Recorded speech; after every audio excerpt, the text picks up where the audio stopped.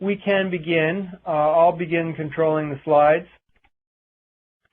So just to recap what we've covered so far is our webinar series scheduled on the first day. We covered outfall design considerations and regulations.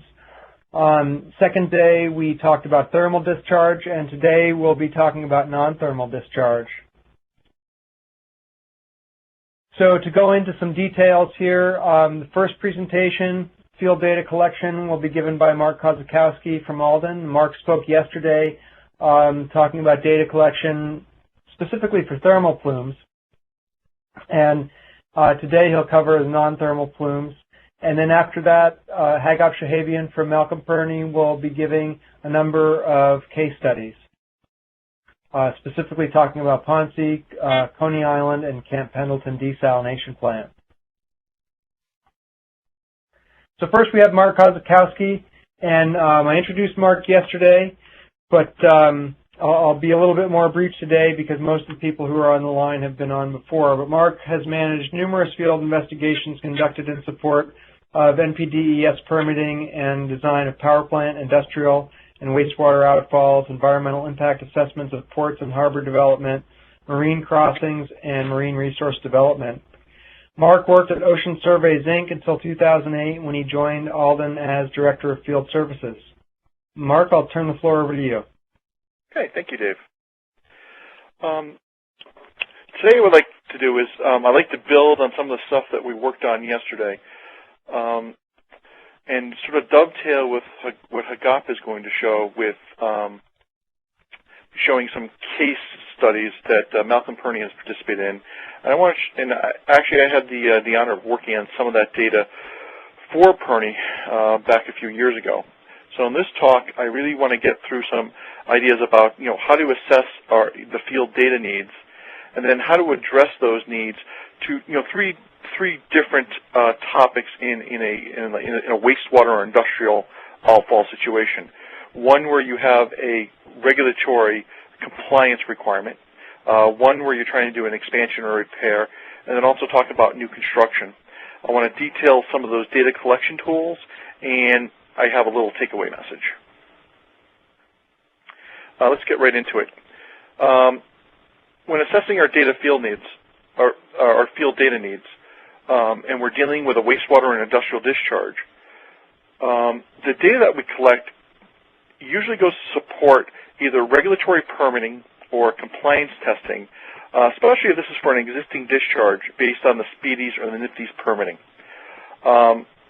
It's also helpful to collect field data if you're going to increase flows or if loadings are going to increase, especially where you have some very finite limits provided to you in the SPDES or NIFTI's permits. When you're dealing with either repair, replacement, or an expansion of an existing discharge system, and especially you'll need some field data if you're going to construct something new.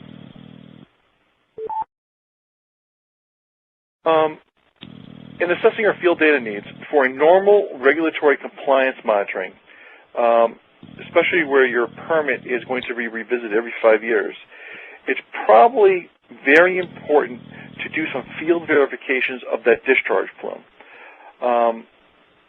And the type of data that you're going to collect is going to be discharge plume dilution and transport.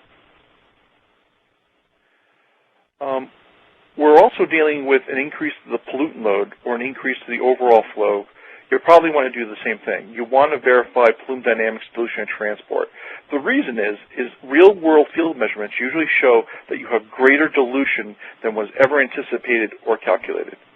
And the states and the feds will give you the benefit of that actual measured dilution.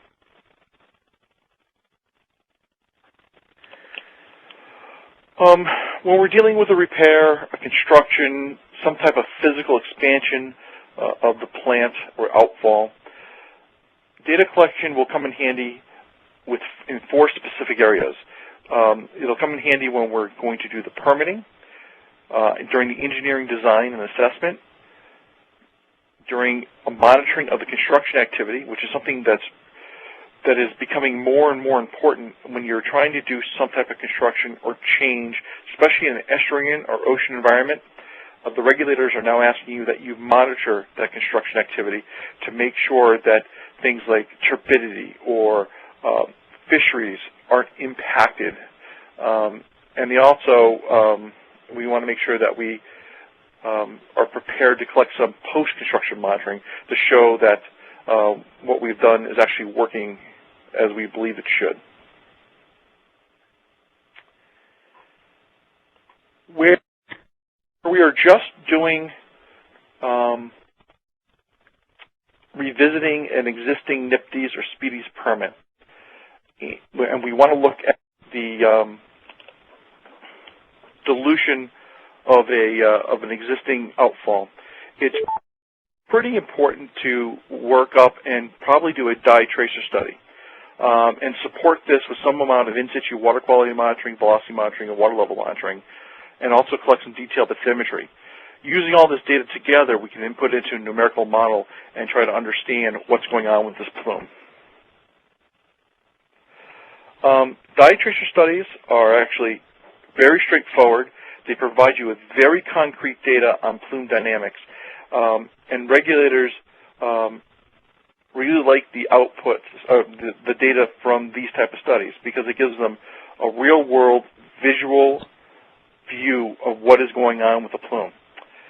Dye studies are very easy to do. Typically, you use a rhodamine WT dye that's injected into the outfall, and then you map the dyed effluent in the receiving waters off of a boat using vessel-mounted photometers. It's important that you measure the plume not just horizontally but also vertically, because you want to have an idea of its mixing into the underlying waters. If at the same time you also collect some temperature, density, salinity data, velocity data, wind data, and water quality data, all these forcing functions can be used with the dye data to validate and run a numerical model. If we're going to do some type of physical construction, there's a whole host of data that needs to be collected, but it's very important to understand that this data can be used for multiple purposes. In that it's usually it's always more cost effective to mobilize once to a site and collect all that data up front and minimize the number of trips that you need to take. This is, if you look at the collection of physical data such as bathymetry, sub-bottom profiling data, velocity data, wave data, cores, and grabs, all that data can be used to support your permitting activity, your design activity. It provides you with the foundation you'll need for engineering analysis or modeling, and it can also be used to help understand how you're going to design either a construction monitoring plan or a post-construction monitoring plan. Bathymetry, for those people who aren't familiar with it, is basically the science of collecting bottom topography, the topography of the seafloor or riverbed or lake floor underneath the water by using a boat. There's a couple of different ways of doing it. The older technology that's still used today is called single beam depth profiling.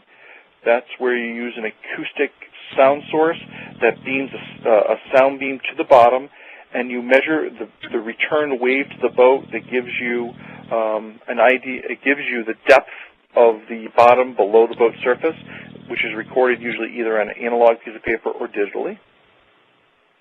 The newer way of doing it is called multi-beam bathymetry. Multi-beam basically is an array of single beam heads that are fanned across the bottom. By doing that, you're actually collecting a full bottom mosaic that provides you with a true 3D representation of the bottom that can then either be contoured or shown in a topo model. The other tools that are typically used are side-scan sonar. Side-scan sonar is a tool that allows you to see things that sit on or above the seafloor. It gives you an idea if there are shipwrecks, of which I have a picture of one here in that center picture. It gives you an idea of the size, shape, and height of these objects above the seafloor. It can also give you an idea of the type of benthic habitats, because you can look at the return reflections and get an idea if that material is sand, macrophytes, rock.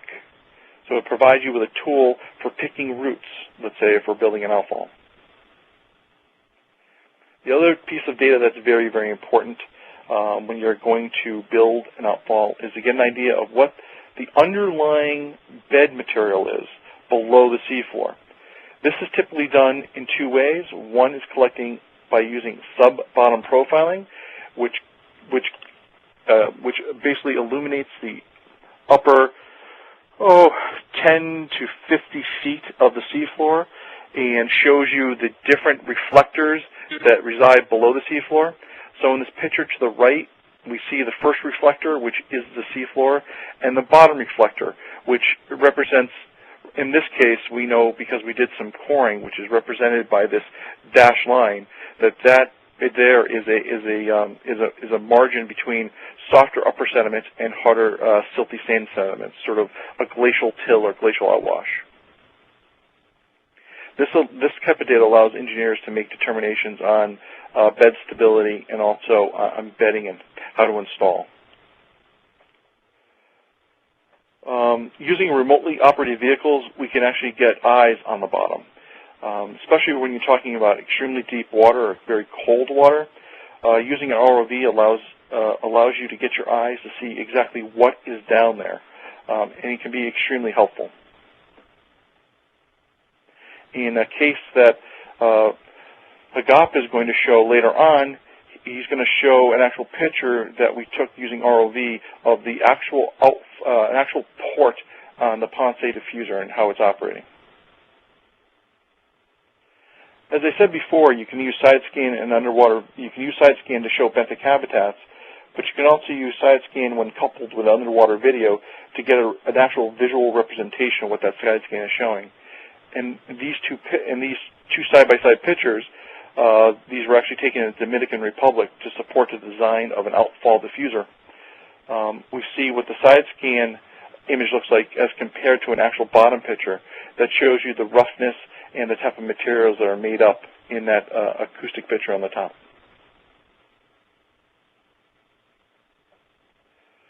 Now, it's important to remember that construction monitoring is becoming more and more important today.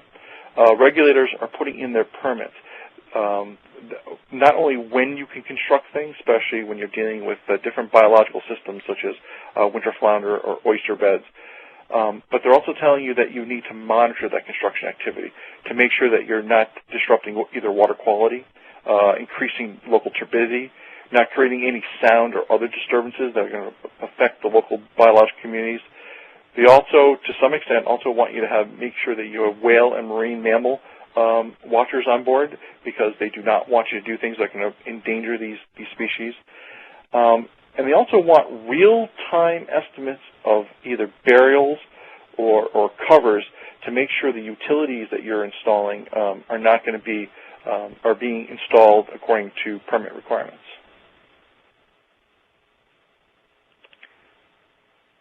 For post-construction monitoring, it's really important that the very first piece of information you collect is a post-construction as-built.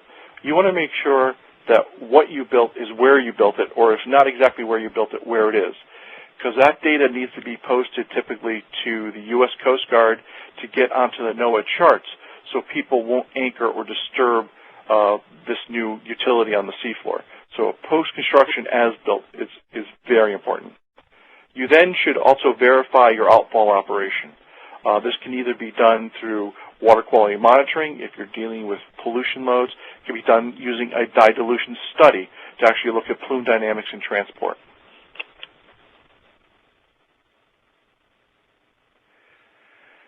The takeaway I want to give you guys for this is field data supports all phases of a project. When you have targeted high-quality data available to you, you're going to minimize project delays and you'll advance the engineering assessment. When you collect data as an integrated whole, it saves time and it saves project dollars. And when problems do arise, and these aren't problems directly due to engineering, but these are problems that arise because of, let's say, public outreach, regulatory involvement.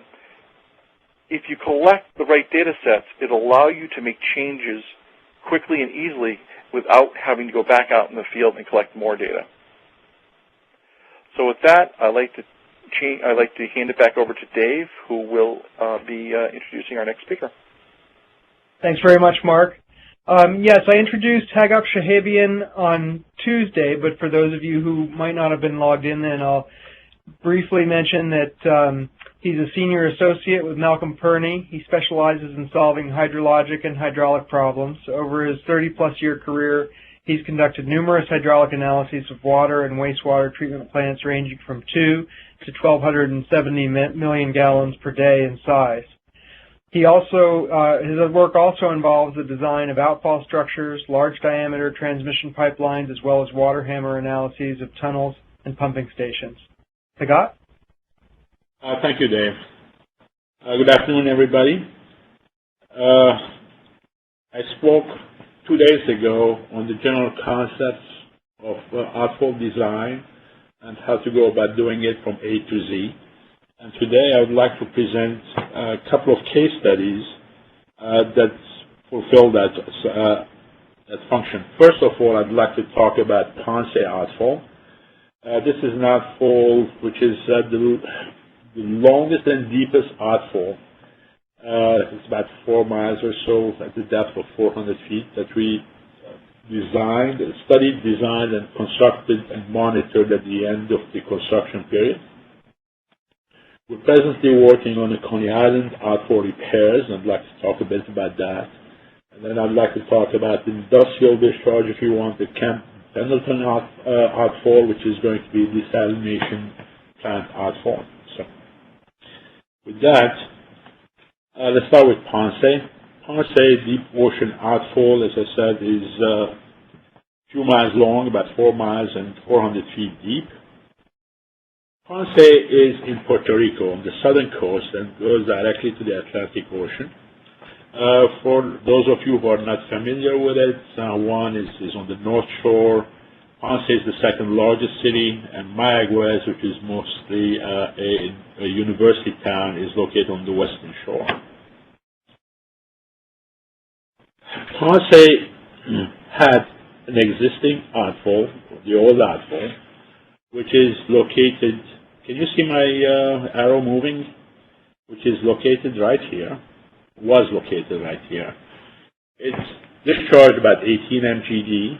The outfall was about 4,900, 5,000 feet long, 6-foot diameter, reinforced concrete pipe, discharging to the depth of 46 feet. Excuse me, Hagop, to use the laser pointer, you just have to make sure to press down on your mouse when you're using that tool. Okay, so. Yep, there you go. That's where the existing outfall was, and it terminated right here. However, this whole area are cessed waters. The water quality was not that good, and what they were discharging was primary effluent. So EPA said, well, you cannot do that anymore. You have to go into deeper waters. So based on that, we came aboard and came up with 3 different alignments to go into deeper waters. Alignment number 1, which is this, was the shortest marine outfall.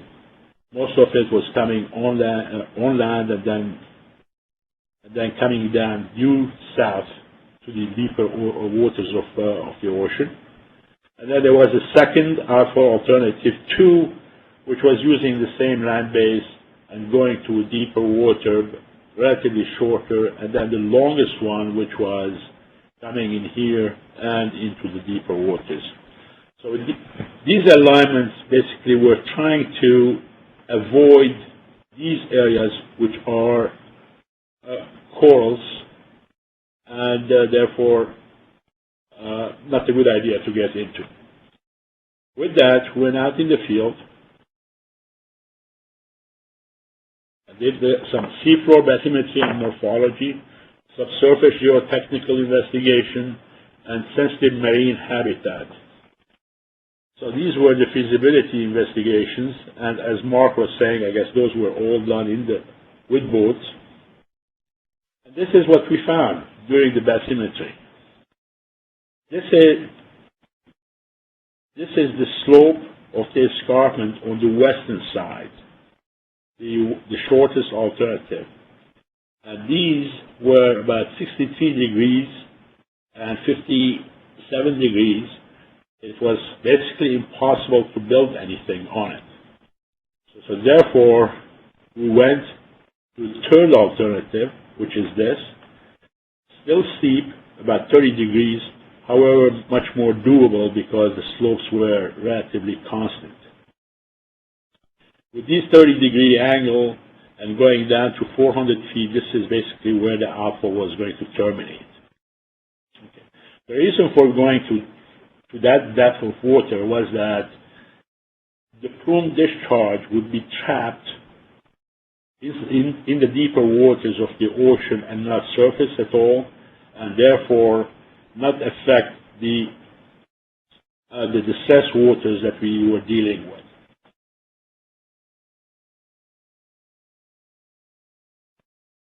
So the selected alpha alignment is due south from Ponce and going into the deeper water. Now, we conducted some ecological investigations on land first. There were some wetlands and threatened endangered species and the general ecology. The threatened species in this case, I guess, on land was the flycatcher, the Puerto Rican bird.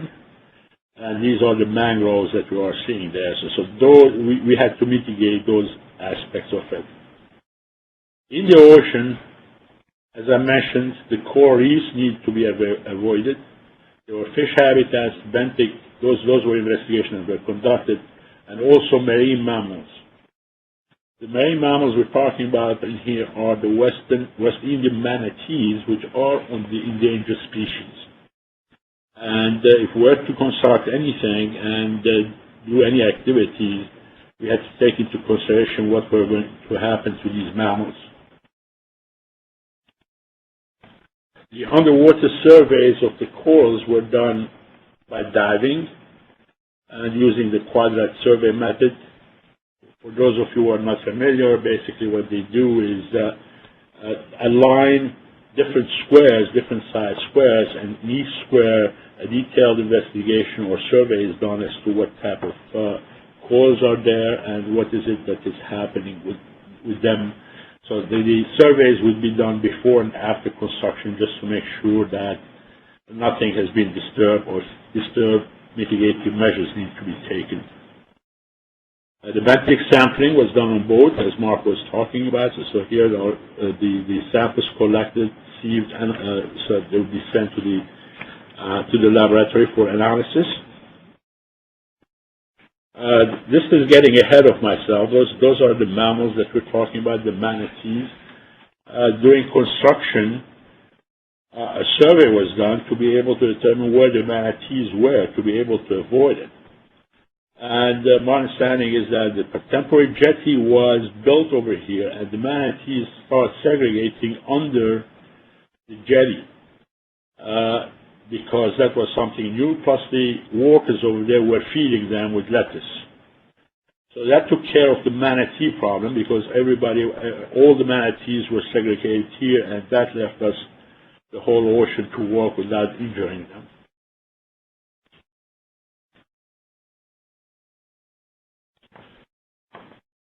Detailed study designs, wave force analysis were performed, beach erosion studies were performed, diffusion modeling, and mixing zone modeling. Although we spoke about these, I guess, in the last two sessions, in this particular case, the diffusion modeling was a bit of a challenge because of the slope of the escarpment where this alpha needed to be placed. Remember, we had a 30-degree angle, and therefore, if not careful, the different ports would be different ports were going to be located at different elevations, and if not carefully designed, then you would induce a recirculation in the outflow by sucking seawater at the bottom and then discharging it from the top. That certainly is not a good thing to have. In addition, I guess, that you would be discharging the seawater instead of the wastewater. You'll be sucking in sediments and therefore ultimately plugging the outflow. So the diffuser system was a challenge, and we came up with a new model to be able to accommodate that, and the proof was after the construction it was working magnificently.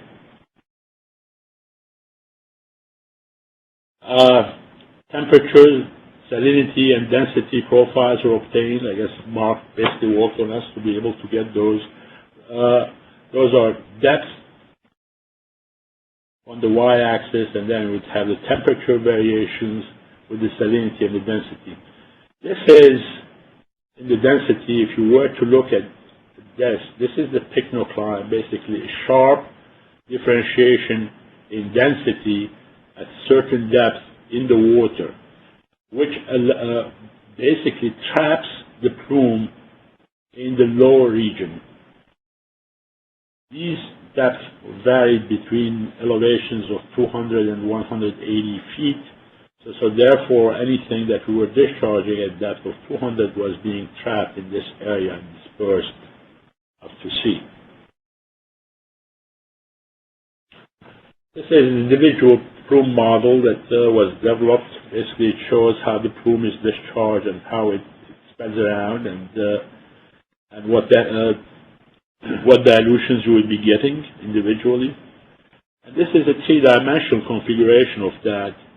The final configuration was that we had 4 different risers discharging at different depths, and each riser had 3 ports discharging to the right and left of the outfall, and 1 directly longitudinal to the outfall, taking advantage of the slope of the line, and therefore the plumes were stacked one on top of the other.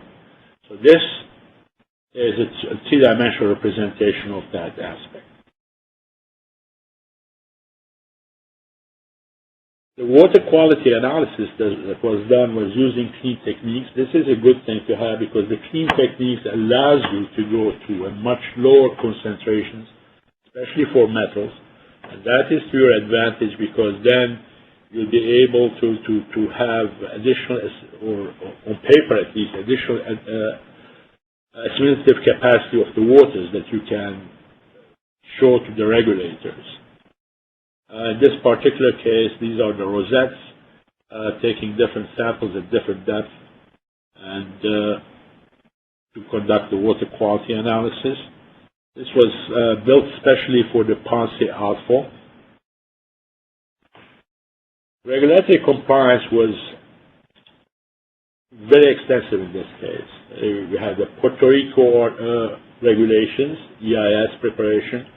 There was the Corps of Engineers Section 10 and 404 permits, Clean Water Act, Section 401, Coastal Zone Management, Section 7, Endangered Species Act, and it goes on and on. In this particular case, because we were discharging a primary treated water, then a 301H waiver was also compiled and submitted to the EPA. After all these studies, the EPA approved the project, and we had 36 months construction deadline to finish it. Just to look over the construction, if you were to look at the marine section, we can generally subdivide that into 3 sections. One, which is the mud ground, softer sediments, and we constructed that in concrete pipes. It was the hard ground, which was rock, and then the escarpment, which was the rock and steel construction, and the escarpment, which was a completely different thing. We'll talk about it a bit more. The hard ground needs to be excavated using explosives. There was no explosive needed in the mud ground. We're just sinking the pipe at those locations. This is the fabrication of the outfall sections. Sections would come in 20-foot sections, brought in on a barge, and then put together, welded, the concrete added to it, and then ultimately they would be moving in here once ready, and then another barge would carry them and connect it to the outfall. This was a relatively large operation. This is some hard ground blasting to be able to place those. This is a picture of the last section, which is the escarpment section. This is what we're looking at is the diffuser section at the end. The diffuser section, as you see, is over here with the risers coming out of it. As I explained earlier, each riser would have 1, 2, let me press this, 1, 2, and 3 orifices discharging it. This last one, the third one, is placed over here so that sediments that would be collected in the pipe would be able to discharge out and not be and be extruded from the pipe. You also can notice the angle of the riser with respect to the line. As this line is placed at a 30-degree angle, for the risers to be vertical, we have the 30-degree angle on the other side. So that's why we see this differentiation.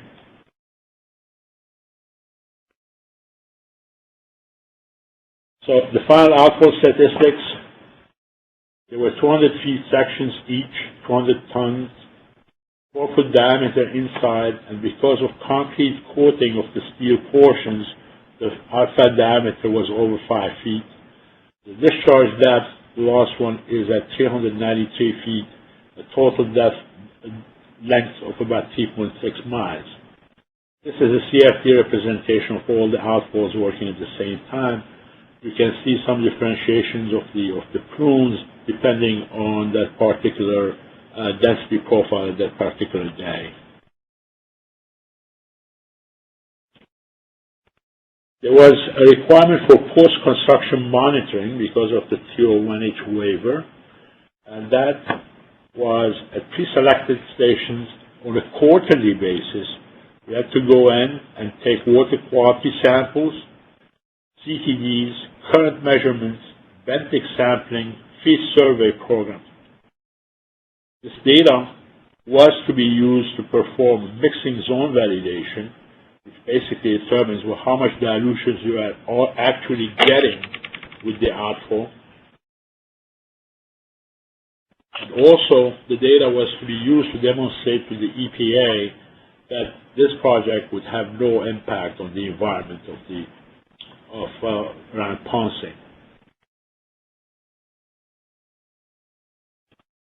So much for Ponce. Let's talk a bit about Coney Island. Coney Island outfall, which is operated by New York City DEP, has two separate outfalls. One which is 90-inch, another one which is 72. They both are parallel. The 90-inch outfall, which is to the west, is a bit longer than the 72-inch outfall, which is over here to the east. Parallel, the discharge in Jamaica Bay, not too far from the Rockaway Channel, which is a navigation channel here.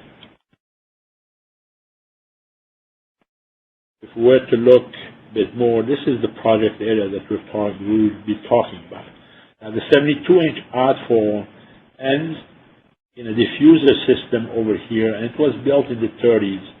It's old, and basically we found out that they were mostly plugged. Surveys that were done show that the pipe, which is shown here on a plan view, were dislocated. You can see the dislocation over here at the joint. And if you look at it on the profile, you can see how the pipes are sinking and showing the stresses. The diffuser system, this was the junction box that the outflow would come through, and the diffuser system was located on this side. And since no flow was getting through to it, to the diffuser systems were plugged. So we performed, as usual, a reconnaissance, a bathymetric survey, as we've seen, underwater inspection to be able to determine how badly this thing was broken up. And then a feasibility study, which was how to go about selecting a route for correcting this problem. We had to do mixing zone analysis and feasibility analysis. This is the underwater survey. This shows the separation of the pipe. We have the ruler here, and it shows about 7 inches of separation from this point to that, and there's some effluent coming out. Here's another section of the pipe which shows separation. The diver is actually poking that joint and showing where that hole is in the pipe. This shows clearly the leakage coming from the thing. By the way, those are clams hanging in there. I guess that there was a lot of food and nutrition coming in, and this is, so therefore the population of the clams were, I believe they were increasing beyond what they would have been otherwise. This is another picture over here which shows the mussel bed and some sea stars feeding at the same time. So it was a relatively ecologically active area because of the nutrition that was placed.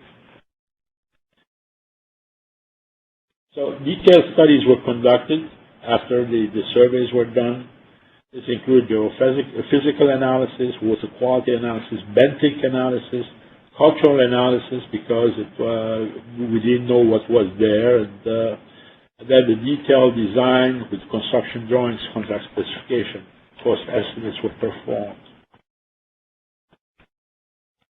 This is the proposed design, basically abandon the broken section of the outfall, put a new junction box, which you could see over here, and then direct the flow to a different direction, not too far from where it is, at an angle over here, and would have risers coming out to discharge the flows at this location as opposed to further down.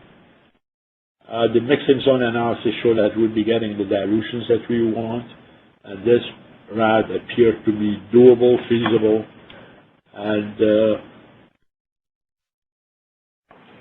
now we are working on the regulatory compliance. The EAS was prepared.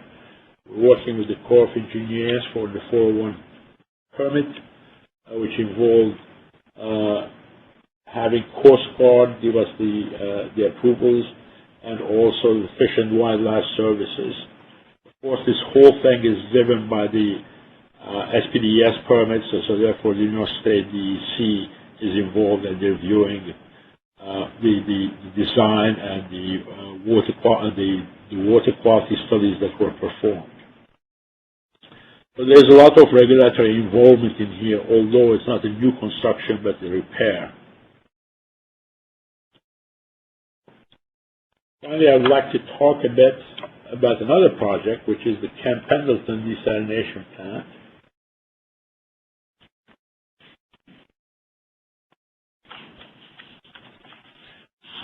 This was a plant at the conceptual level for the San Diego County Water Authority. And this being located in Southern California. You can see here that this is San Diego and Los Angeles is there, and Oceanside is at this location. This would be Camp Pendleton over here, which we are seeing there. I guess this was San Diego, this is Los Angeles, Oceanside over here, and this is Camp Pendleton, which is blown up there. 3 potential sites were selected for the plant itself. However, what I'm going to be talking about this afternoon is the outflow portion of this particular project. This is showing where the ocean is with respect to the rest. This being Camp Pendleton and military base, we have some restricted areas to avoid. This point here is an existing outfall for the ocean side, and therefore the outfall that we're looking for was going to be located in this general vicinity to avoid these sensitive areas and be away from the existing outfalls. Now, since this is going to be a desalination plant, the discharge is going to be dependent on what process is selected and what is going to be the recovery rate of the water.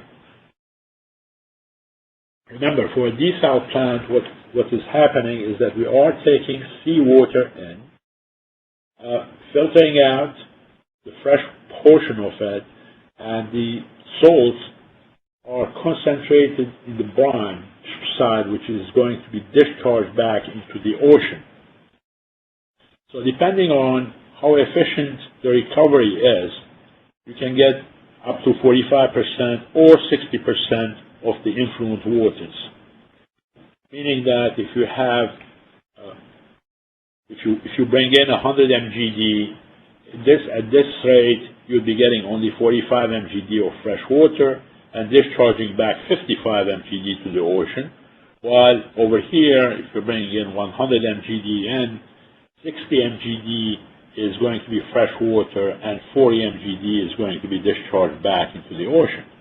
Obviously, when we're discharging only 40% of the 100 mgd back into the water, the concentrations of salt in that return flow are going to be much higher as opposed to here. So therefore, depending on what system or what method it is that we have selected for the desal, the discharge salinity is going to be different. In this particular case, it's going to be 1.8 times the background, which is the seawater concentration. If we go up to the 60% recovery rate, that would increase to 2.5%.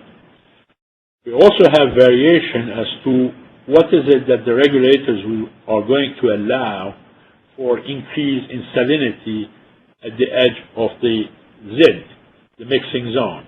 If they allow 10%, with this rate, we'd have the required dilution would be only 8. If the requirement increases to 5%, the dilution would go to 16.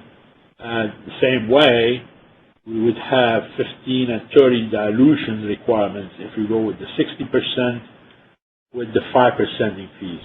Obviously, if the regulations are more stringent and you have to go to a lower increases, let's say 3 to 2%, then the number of dilutions would increase accordingly.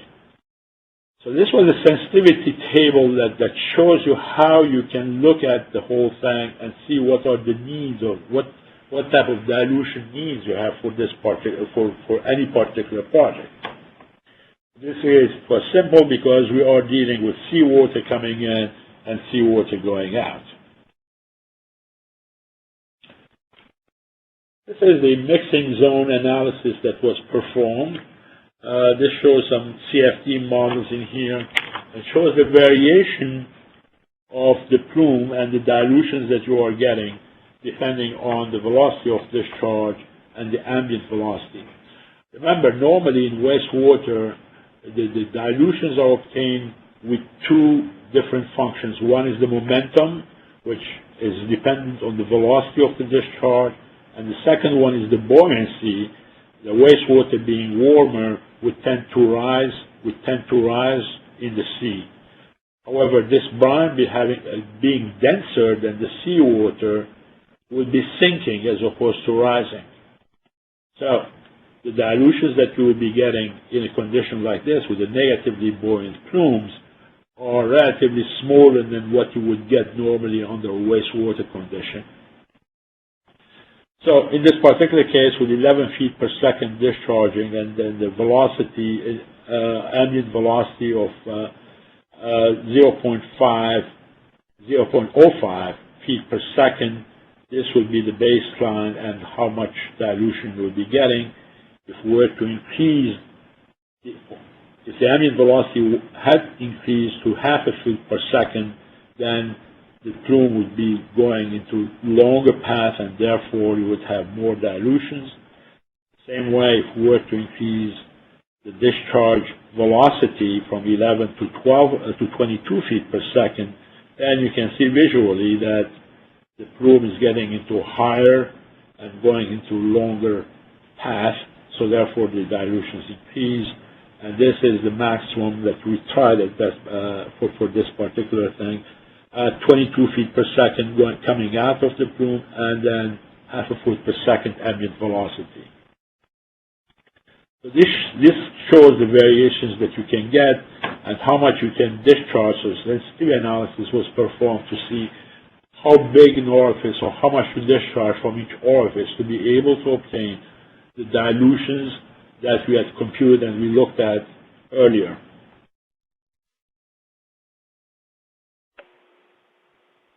So this is the conceptual outfall discharge placement.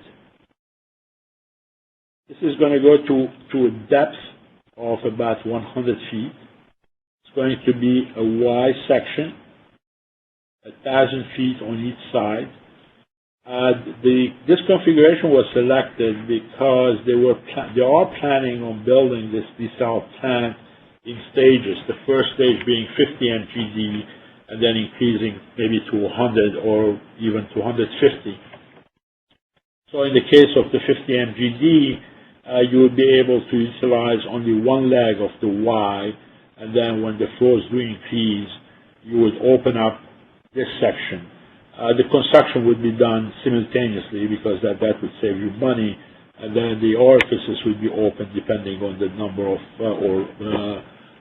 however much the desal plant is going to be producing. There's another concept which is interesting in here, is that the outfall pipe, since we're going to build it, was a combination of two. This is the first leg of it is combined with the influent pipe.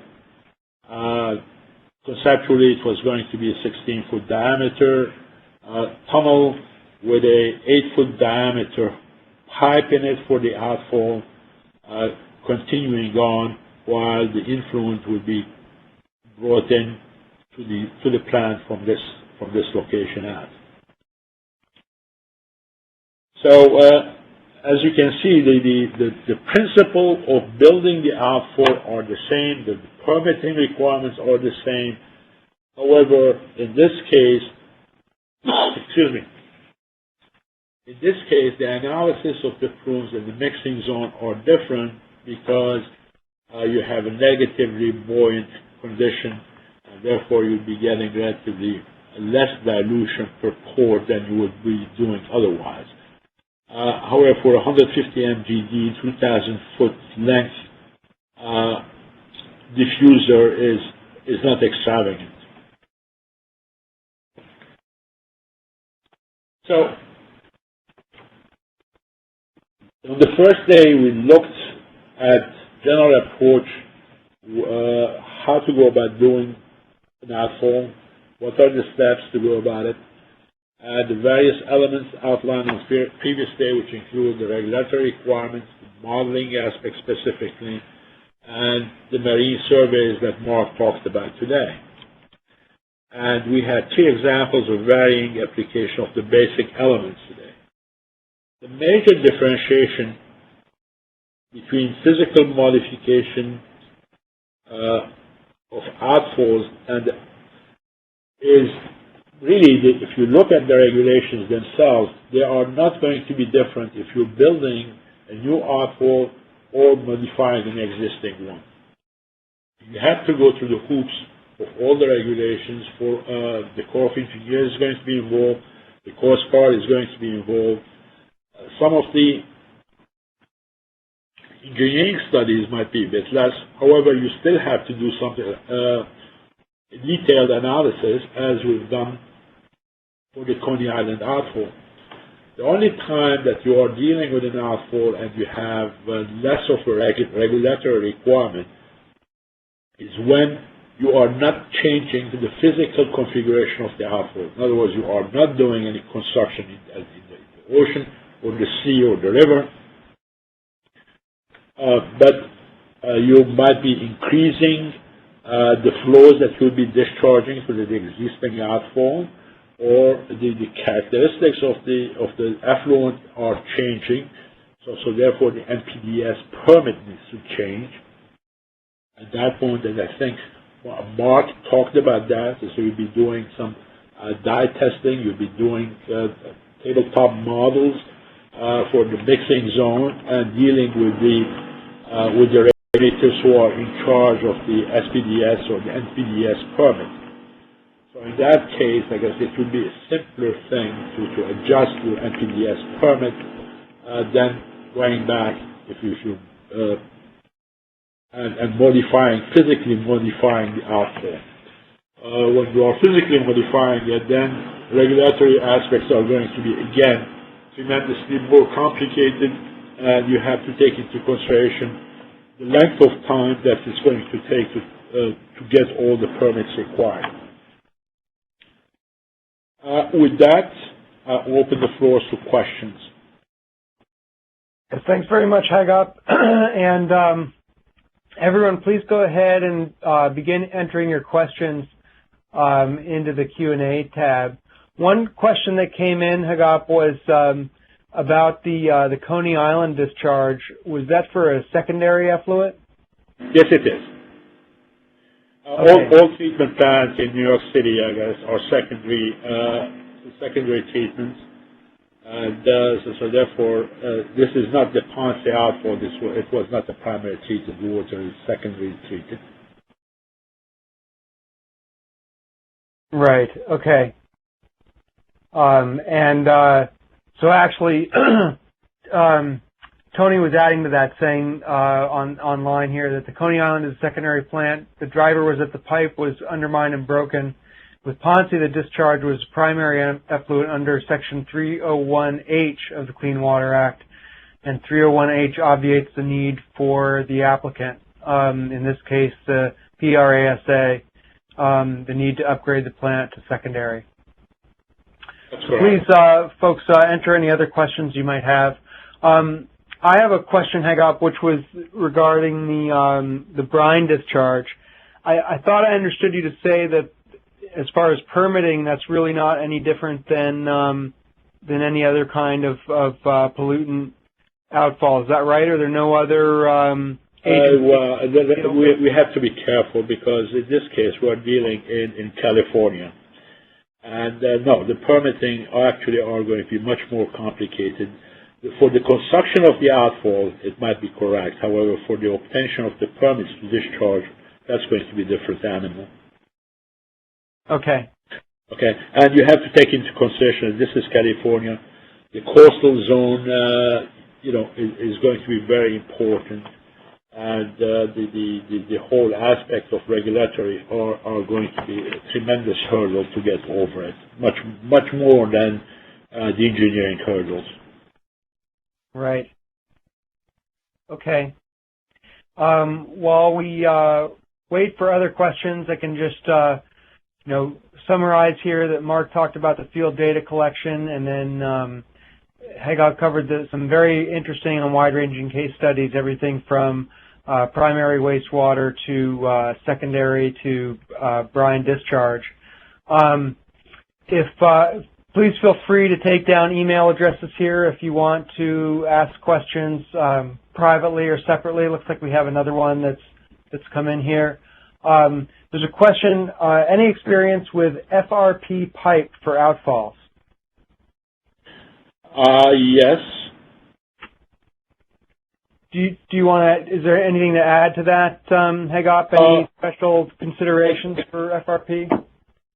Well, the FRP pipes, generally for the projects that you've seen in here, we have elected to use heavy gauge pipes to have it, in effect, negatively buoyant. In other words, the pipe sections that you've seen, especially for Ponce, if you were to fill it with air and close from both sides and drop it, it's going to sink and not stay up. The reason is that because it's so deep and so long, we didn't want anything untoward to happen to it. The sections were buried, and except for on the escarpment, at past a depth of 120 feet, it was exposed, and the FRP would not have worked. One of the aspects, I guess, I don't know if you recall, or if you know, a few years ago, probably about 10, 15 years ago now, San Diego had an outfall with a 301-inch waiver, in fact, discharging, and it failed. And the analysis showed that there was air accumulation on the pipe, and that raised it and broke the joint. So as long as you are careful about those aspects, so what would happen if you have air in it, and is that going to harm your outfall, is that going to break it, then that aspect needs to be taken into consideration in the selection of the pipe material, be it FRP or steel or RCCP or whatever. Dave, if I may quickly, this is Mark again. I have experience using that type of pipe for small diameter outfalls in third world nations. I was working with the World Bank, and we were looking at how to put in small diameter outfalls relatively easy using that type of pipe in the Dominican Republic for the exact reason that it was flexible, it was lightweight, you could actually have it buoyant, and you could lay it out on the sea surface and then sink it to the bottom. So there are some uses for it that I am aware that I have worked with. Yes, they definitely in some conditions, I guess, that they are useful and they are recommended. However, it depends on a case-by-case evaluation.